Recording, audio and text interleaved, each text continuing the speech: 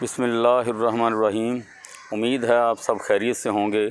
और आज हमको ये बताने लगे हैं कि पीएचसी क्यों वजूद में आई, पीएचसी को बनाने का मकसद क्या था हुकूमत का। तो ये सारी चीज़ें आपको आपके गोशगुजार करते हैं कि पीएचसी की तलवार हम पर क्यों लटकाई गई। तो शुरू करने से पहले आपसे गुजारिश है कि मेरे चैनल को सब्सक्राइब करें जो नए साथी हैं, और बेल आइकन का बटन भी प्रेस कर दें ताकि आने वाली मज़ीद वीडियोज़ आप तक आसानी से पहुंच सकें। तो साथियों, असल वजह इसकी ये है कि एमबीबीएस जो डॉक्टर्स हैं उनको ये महसूस हो गया था कि हर जगह पर जो पैरामेडिक्स बैठे हैं या जो छोटे छोटे प्रैक्टिशनर बैठे हैं, मरीज़ों का इलाज करते हैं, थोड़े पैसों में दवाई देकर उनका इलाज कर देते हैं, मरीज़ भी खुश हो जाते हैं, उनका रोज़गार भी चल रहा है और मरीज़ों के लिए आसानी है कि उनके घर पर उनको इलाज मिलता है। वो सही है या गलत है उसका ज़िक्र मैं नहीं करता, वो एक अलग मामला है। सॉरी। एमबीबीएस डॉक्टर जो 5-6 साल पढ़ता है और हाई क्वालिफ़िकेशन के साथ पढ़ता है, इतनी तालीम हासिल करने के बाद वो कहता है कि मेरे पास जो मरीज़ आता है वो यही बयान करता है कि मुझे वहाँ से दवाई सस्ती मिल गई थी और मैं अच्छा इलाज करवा के आया हूँ, आपकी फ़ीस भी ज़्यादा, आपकी दवाई भी महंगी है। तो ये एक टसर थी, ये एक बेचैनी थी उनमें भी कि हम इतना पढ़ने के बाद मरीज़ की बातें सुनते हैं और मरीज़ हम पर एतमाद करने के लिए तैयार नहीं है। तो उन्होंने हुकूमत से ये मुतालबा किया कि ये जो अताई बैठे हैं, अनपढ़ डॉक्टर बन के बैठे हैं, इनको ख़त्म किया जाए ताकि हम अपना पेशा जो है वो अच्छे तरीके से निभा सकें, अच्छी हम अपनी ड्यूटी कर सकें। उनकी बात अपनी जगह पर बहुत दुरुस्त थी। इसकी वजह से हुकूमत ने जो पॉलिसी बनाने वाले बैठे हैं वो ग्राउंड रियलिटी को नहीं जानते। वहाँ पर पॉलिसियाँ बनती हैं एसी रूम में बैठकर। तो उन्होंने ये पॉलिसी बनाई कि एक पीएचसी, यानी पीएचसी तो कहते हैं पंजाब हेल्थ केयर कमीशन को, असल में ये हेल्थ केयर कमीशन है। हेल्थ केयर कमीशन की तश्कील उन्होंने असम्बली में बैठकर बना दी कि ये अताइयों का ख़ात्मा करेंगे। हेल्थ केयर ने अपना डंडा उठाया और भाग खड़े हुए हर उस मैदान में जहाँ पर कोई मेडिकल स्टोर वाला लीगल बैठा है, क्वालिफाइड पर्सन बैठा है, या कोई बग़ैर क्वालिफाइड पर्सन के, बग़ैर पढ़े लिखे के अनपढ़ को बंदा बैठा है, सबको एक ही डंडे से हाँकना शुरू कर दिया। यानी जैसे पंजाबी में कहते हैं खोता घोड़ा बराबर कर दिया।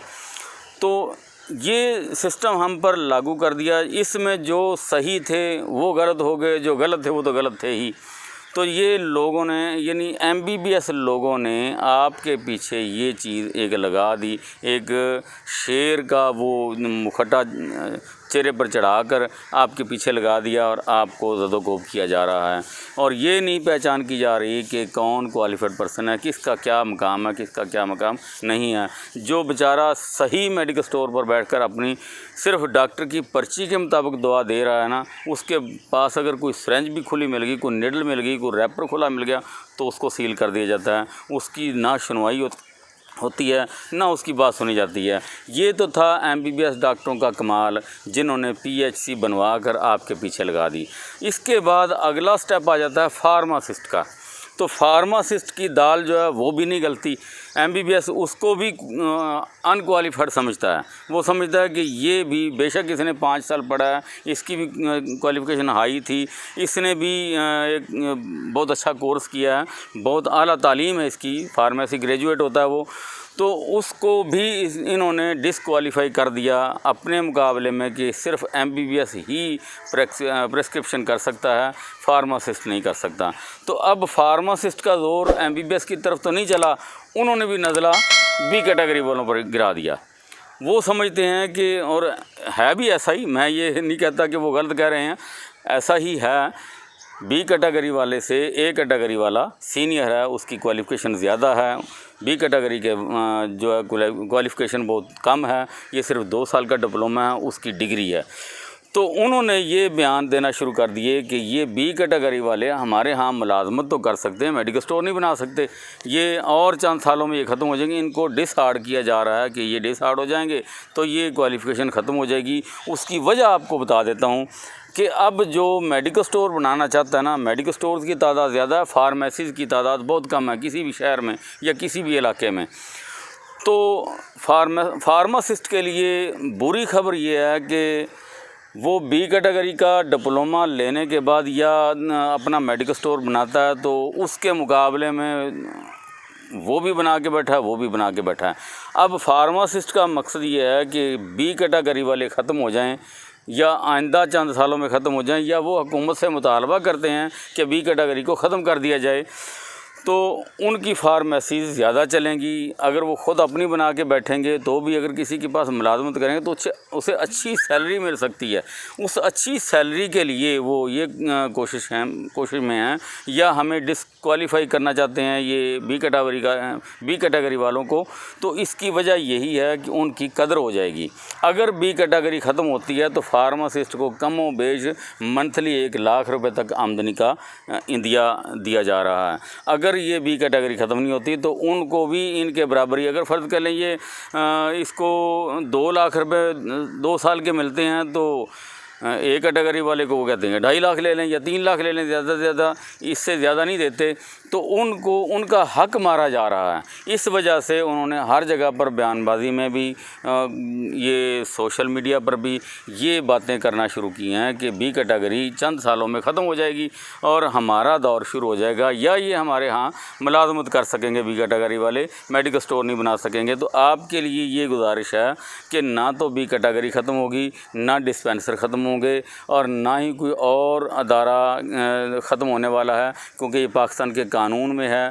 1958 के कानून, पहले 1935 का कानून था, फिर 1958 का कानून बना फार्मेसी का, फिर फार्मेसी एक्ट 1967 बना, फिर 1976 का ड्रग एक्ट बना, अब उसके ड्रग रूल्स आ रहे हैं, पहले 1988 का बना, अब 2007 का चल रहा है। तो इतने कानून कोई भी हुकूमत इस तरीके से कभी ख़त्म नहीं कर सकती। फार्मेसी काउंसिल ए कैटेगरी और बी कैटेगरी दोनों की ये रजिस्ट्रेशन करती है।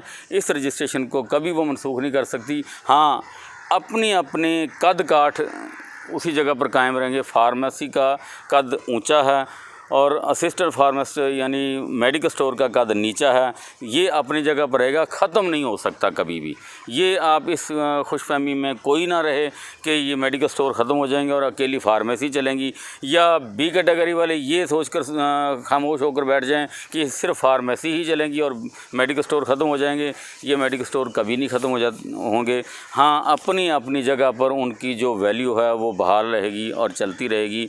हमारी ज़िंदगियाँ गुजर जाएंगी, आने वाली नस्लों के लिए कोई और पैगाम आ जाएंगे। आने वाली नस्लों के बच्चे भी तो पैदा होंगे, वो भी तो फार्मेसी कर सकते हैं, वो भी तो फार्मासिस्ट बन सकते हैं।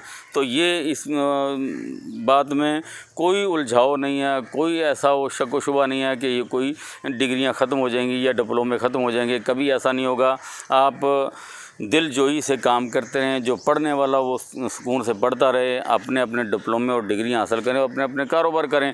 तो आम मुलाजमतें तलाश करने से बेहतर है कि अपने कारोबार करें, हुकूमत पे भी बोझ ना पड़े और अपने घरों पर भी बोझ ना पड़े, अपना अच्छा रोज़गार कमा सकें और अच्छे अपने काम में मसरूफ़ हो सकें। तो ये था पैगाम मेरा आपके लिए। वस्सलाम।